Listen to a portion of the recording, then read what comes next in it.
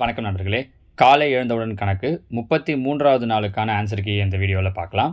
அதுக்கு முன்னாடி நேற்று போட்டிருந்த இந்த கொஷின்ஸுக்கு நிறைய பேர் ரொம்ப ஆர்வமாக கீழே ஆன்சர் போட்டிருந்தீங்க. ப்ராஃபிட் அண்ட் லாஸ், லாபம் மற்றும் நஷ்டம் அப்படிங்கிற இந்த டாப்பிக்கில் உண்மையிலே ரொம்ப சந்தோஷமாக இருக்குது. அதே மாதிரி ஒவ்வொரு நாள் எக்ஸாம்லையும் அந்த கேட்கக்கூடிய 5 கேள்விகளில் உங்களோடது எத்தனை சரியாகுது அப்படிங்கிறதையும் அடுத்த நாள் ஆன்சர் கீயை பார்த்துட்டு சொல்கிறீங்க. மகிழ்ச்சி. இதே மாதிரி இந்த மீதி இருக்கக்கூடிய நாட்களும் கண்டினியூவாக நம்ம போடுற சம்ஸ் எல்லாம் ப்ராக்டிஸ் பண்ணிகிட்டே வந்தீங்க அப்படின்னா இந்த நீங்கள் அடுத்ததாக அட்டன் பண்ணக்கூடிய குரூப் 4 டிஆர்பி ஆகட்டும், இல்லை அடுத்ததாக வரக்கூடிய குரூப் 1 ஆகட்டும், ரொம்ப ஈஸியாக மேத்ஸில் உங்களால் அச்சீவ் பண்ணுற முடியும். அதே நேரம் மற்ற சப்ஜெக்டையும் சைட் பை சைடில் கொஞ்சம் நல்லாவே ப்ராக்டிஸ் பண்ணுங்கள். இதில் பாருங்கள், 161வது கேள்வி. ரஞ்சித் ஒரு துணி துவைக்கும் இயந்திரத்தை ரூபாய் 16,150க்கு வாங்கினார். மேலும் அதன் போக்குவரத்து செலவுக்காக ரூபாய் 1,350 செலுத்தினார். பிறகு அதனை ரூபாய் 19,250க்கு விற்றார் எனில் அவரின் லாப அல்லது நஷ்ட சதவீதம். பாருங்கள், 16,150 கொடுத்து வாங்கியிருக்காரு, 1,350 ரூபா செலவு பண்ணியிருக்காரு. அப்போ இது ரெண்டுத்தையும் ப்ளஸ் பண்ணால் கிடைக்கிறது தான் அவர் வாங்கின அடக்க விலை. அப்போ இது ரெண்டுத்தையும் கூட்டினீங்கன்னா என்ன கிடைக்குது அப்படின்னா 17,500 ரூபா கிடைக்குது. 17,500 ரூபா கொடுத்து வாங்கியிருக்காரு. விற்றது எவ்வளோக்கு விற்றுருக்காரு அப்படின்னா 19,250 ரூபாய்க்கு விற்றுருக்காரு. அப்போ இதோட டிஃப்ரென்ஸ் எவ்வளோ அப்படின்னு பார்த்தோன்னா 1,750. 17,500க்கு வாங்கி 1,750 ரூபா ப்ராஃபிட்டில் தான் விற்றுருக்காரு. 17க்கு வாங்கியிருக்காரு, 19க்கு விற்றுருக்காரு. அப்போ லாபம் தான். ஸோ ஏன்னா லாபம் அல்லது நஷ்ட சதவீதம்னு கேட்டிருக்காங்க. கீழே கொடுக்கும்போது ஆப்ஷனில் லாபமாக நஷ்டமானதையும் சேர்த்து கொடுத்துருப்பாங்க. இப்போ இதில் பார்த்தீங்கன்னா அப்போ 1,750 ரூபா ப்ராஃபிட்டு. எப்போவுமே லாபமானாலும் நஷ்டமானாலும் அடக்க விலை மீது தான் கணக்கிடணும். ஸோ கீழே அடக்க விலை இன்ட்டு 100%. பாருங்கள், 2 0 கேன்சல் ஆகிடும். 175 கேன்சல் பண்ணிட்டோன்னா ஒரு 0 எக்ஸ்ட்ராவாக இருக்கும். அப்போ அவருக்கு எத்தனை பர்சன்டேஜ் லாபம் அப்படின்னா 10% லாபம். சரிங்களா? ஸோ இதில் முக்கியமான விஷயம் என்ன அப்படின்னா வாங்கிறதையும் அதுக்கு பண்ணக்கூடிய செலவுகளையும் சேர்ந்தது தான் அடக்க விலையாக கணக்கிடணும். சரிங்களா? அடுத்த 162. 16 ஸ்ட்ராபெரி பெட்டிகளின் அடக்க விலையானது 20 ஸ்ட்ராபெரி பெட்டிகளின் விற்பனை விலைக்கு சமம் எனில் லாபம் அல்லது நஷ்ட சதவீதம். இதில் பாருங்கள், 16 ஸ்ட்ராபெரி பெட்டி வாங்குறதானது 20 ஸ்ட்ராபெரி பெட்டியை விற்கிறதுக்கான விற்பனை விலைக்கு சமம் அப்படின்னு சொல்லியிருக்காங்க. இந்த மாதிரி இத்தனை பெட்டிகளுடைய வாங்கின விலை, இத்தனை பெட்டிகளுடைய விற்பனை விலைக்கு சமம்னு சொல்கிறாங்க அப்படின்னா விற்ற பொருட்களுடைய எண்ணிக்கை தான் கீழே போடணும், 20. இது ரெண்டுத்துக்கும் இடையிலான டிஃபரன்ஸை மேலே போடணும். அப்போ 20ல் 16 போயிடுச்சுன்னா 4 இன்ட்டு பர்சன்டேஜ் அப்படிங்கிறதால 100%. இதில் அதே மாதிரி பார்த்தீங்கன்னா அவங்க லாபமாக நஷ்டமானு கொடுக்கல, ஜென்ரலாக கொஷின் அப்படியே கொடுத்துட்டாங்க. லாபமாக நஷ்டமா அப்படிங்கிறதையும் நாம் சொல்லணும்.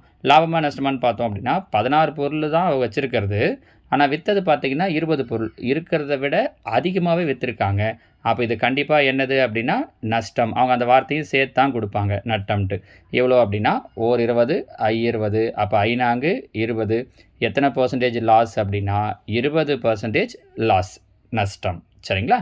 அடுத்ததாக 163. மிதிவண்டி ஒன்றை ஒரு கடைக்காரர் ரூபாய் 4,275க்கு விற்பதால் அவருக்கு 5% நஷ்டம் ஏற்படுகிறது. 5% லாபம் பெற வேண்டுமெனில் அவர் மிதிவண்டியை என்ன விலைக்கு விற்க வேண்டும்? இது முன்னாடியே பார்த்துருக்கோம் பாருங்கள்.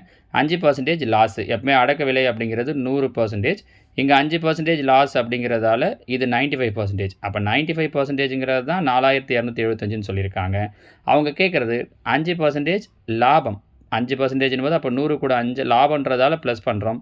105%ங்கிறது எவ்வளோன்னு கேட்குறாங்க. இங்கே பாருங்கள், இந்த பெருக்கில் இருக்கிற 95 ஈக்குவலுக்கு இந்த பக்கம் தான் வகுத்தல் 95.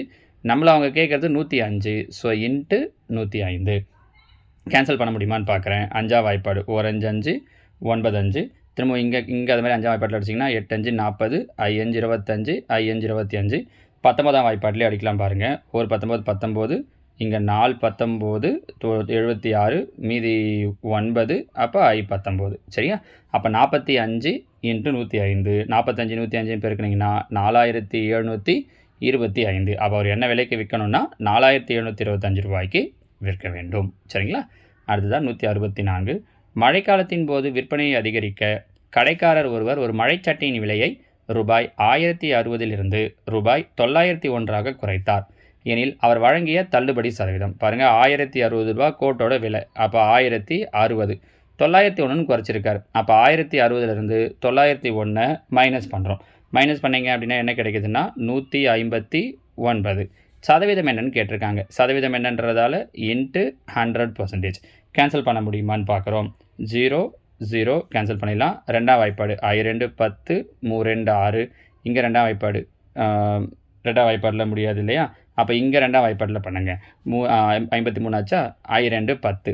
இங்கே என்ன பண்ணலான்னா டைரெக்டாக 53ஆம் வாய்ப்பாட்டில் அடிக்கலாம் பாருங்கள். ஓர் 53, இங்கே 3 53 பண்ணீங்க அப்படின்னா 159. அப்போ 3ஐயும் 5ஐயும் பெருக்கணுன்னா 3 5 15% அவர் தள்ளுபடி வழங்கியிருக்காரு. Option C. சரியா? அடுத்ததான் 165. ஒரு எல்இடி தொலைக்காட்சியின் விற்பனை விலையானது அதன் அடக்க விலையை போன்று 5/4 மடங்கு எனில் லாப சதவீதம். அடக்க விலை என்னன்னே சொல்லலை, அதோடைய விற்பனை விலை மட்டும்தான் இது மாதிரி 5/4 மடங்குன்னு சொல்லியிருக்காங்க. அப்போ நான் அடக்க விலை ஒரு பேச்சுக்கு ₹1 எடுத்துக்கிறேன். அப்போது விற்பனை விலை எவ்வளோ அப்படின்னா 5/4. இதை இன்னும் கரெக்டாக சொல்லணும் அப்படின்னா ஒரு நாள் 4 மீதி 1/4. அதாவது ₹1 வாங்கி 1.25 விற்றுருக்காங்க. முதல் கணக்குக்கு சொன்னது தான். எப்பவுமே அடக்க விலையை கீழே போடணும், லாபமோ இல்லை நஷ்டமோ அதை மேலே போடணும். ₹1 வாங்கி 1.25 விற்றுருக்காங்கன்னா ₹4 லாபம், 1/4. சதவீதம் என்னன்றது கொஷின்றதால இன்ட்டு 100%.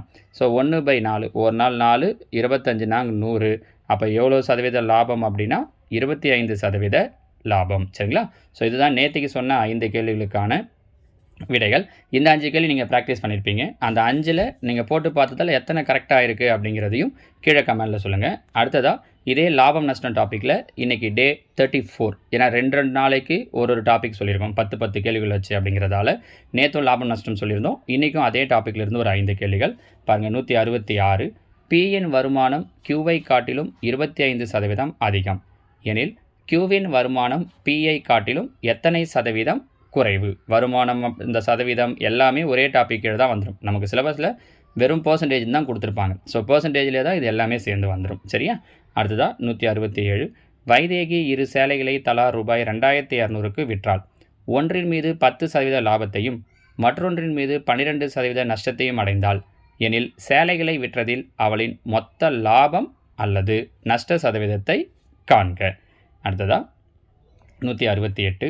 கோபி ஒரு மடிக்கணினியை 12% லாபத்திற்கு விற்றார். மேலும் அதை ரூபாய் 1200க்கு கூடுதலாக விற்றிருந்தால் லாபம் 20% இருந்திருக்கும்.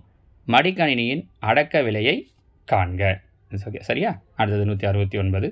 ஒரு பொருளை ரூபாய் 810க்கு விற்றதால் கிடைத்த லாபமும் அதே பொருளை ரூபாய் 530க்கு விற்றதால் ஏற்பட்ட நஷ்டமும் சமம் எனில் அந்த பொருளின் அடக்க விலையை காண்க. இதெல்லாமே கொஞ்சம் யோசித்து போகிறது மாதிரி தான் இருக்கும்.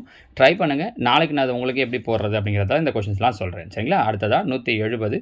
2 பொருட்கள் ரூபாய் 15 வீதம் என சில பொருட்கள் வாங்கப்பட்டு அவை 3 பொருட்கள் ரூபாய் 25 வீதம் என விற்கப்பட்டால் லாப சதவீதத்தை காண்க. சரிங்களா?